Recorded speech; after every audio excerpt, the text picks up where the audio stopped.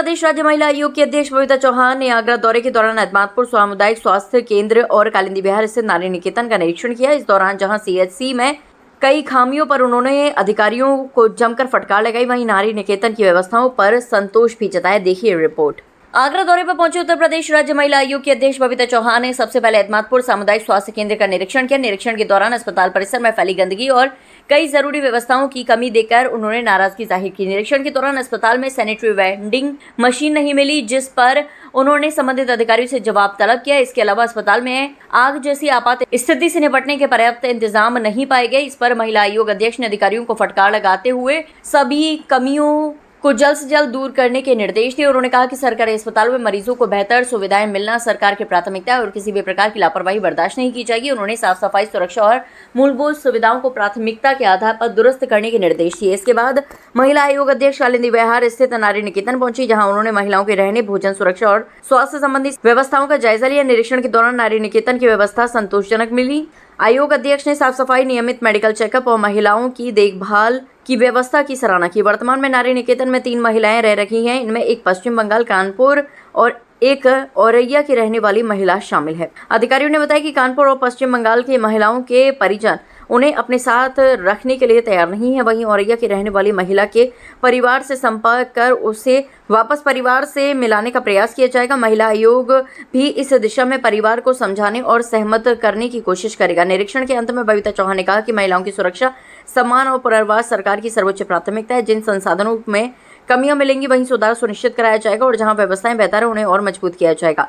महिला आयोग अध्यक्ष के इस निरीक्षण के बाद अब निगाहें इस बात पर हैं कि अहमदपुर सीएचसी में मिली कमियों को प्रशासन कितनी जल्दी दूर करता है। वहीं नारी निकेतन में रह रही महिलाओं के पुनर्वास की दिशा में भी प्रयास तेज किए जाएंगे। देखिए, इसमें तो मैं यही कहूंगी कि ये तो एक गैंग की तरह काम कर ही रहे हैं और ये धीरे धीरे सब खुल रहे हैं, तो धीरे धीरे पकड़ में आ रहे हैं।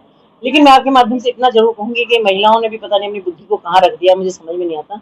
अभी मैं रास्ते में भी आ रही थी तो एक केस अभी मेरे पास सहारनपुर से आया कि जहाँ वो वहाँ उससे बताया गया कि वो पूरा गैंग चल रहा है वहाँ इन्हीं लड़कों का, और वहाँ जो अच्छे घरों की लड़कियां उनको फंसाते हैं और उनसे फिर धन वसूली करते हैं। तो अभी किसी का फोन जिसके पास मेरे पास आया, जिसमें वो पैरवी चाह रहे थे कि एक लड़की है, हिंदू लड़की है, अच्छे परिवार की, जिसने 25 तोले सोना उसने गैंग ने ले लिया वहां जाके।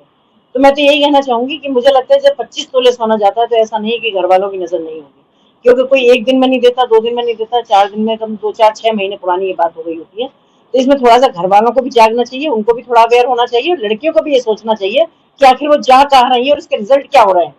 तो इनको कम से कम कुछ तो रिजल्ट दिखाई देते होंगे कि आए दिन आप लोगों के माध्यम से ये चीजें सामने आ ही रही हैं।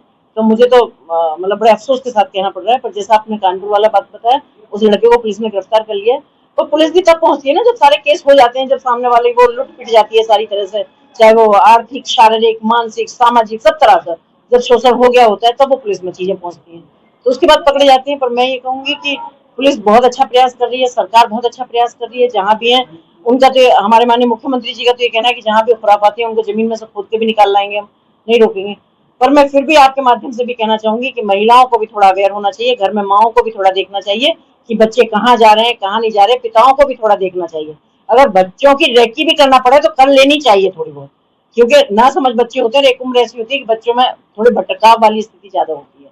तो मुझे लगता है जब सबके सहयोग से अगर चीजें होती हैं और सब थोड़ा अवेयर हो जाते हैं तो इन चीजों के होने की संभावनाएं कम होती हैं। बाकी लुटने पिटने के बाद अगर पैरवी की जाती है तो उसको कोई मतलब सा नहीं रह जाता। तो ये है। महिला का कहना ये है कि अब धर्म परिवर्तन का दबाव बना रहा है और बच्चे का खतना भी कराए जाने का उन्हें आरोप लगाया है, तो क्या अगर बनाया जा रहा है तो उसको किस तरह से देखेंगे? देखिए, वो तो गिरफ्तार हो ही गया, तो उसकी तो सोचो कि जमानत हो जाएगी, तो वो भी संभव नहीं है। बल्कि इतना हो सकता है कि उसके साथ जो और लड़के जुड़े होंगे, जो भी कोई और गैंग होंगे, तो वो सामने आएंगे सबके सामने। अब महिलाएं से तो यही कहूंगी कि उसे भी भगवान सद्बुद्धि दे, वो अपने घर वापस जाए और एक सामाजिक जीवन जिए जैसे जीना चाहिए उसको। बाकी तो जो वो जब गया है तो जेल, आपको पता है कि सरकार के कानून कितने कठोर हैं कि यहाँ तो स्पेशली अगर महिलाओं और बच्चियों के बारे में बात करूँ तो कोई बख्शा जा ही नहीं सकता, और ऐसे लोग तो कतई नहीं बख्शे जा सकते। तो इसको तो सजा मिलेगी और इसके माध्यम से और भी अगर कोई इसके साथ होंगे इन्वॉल्व तो वो भी सबके नाम आएंगे।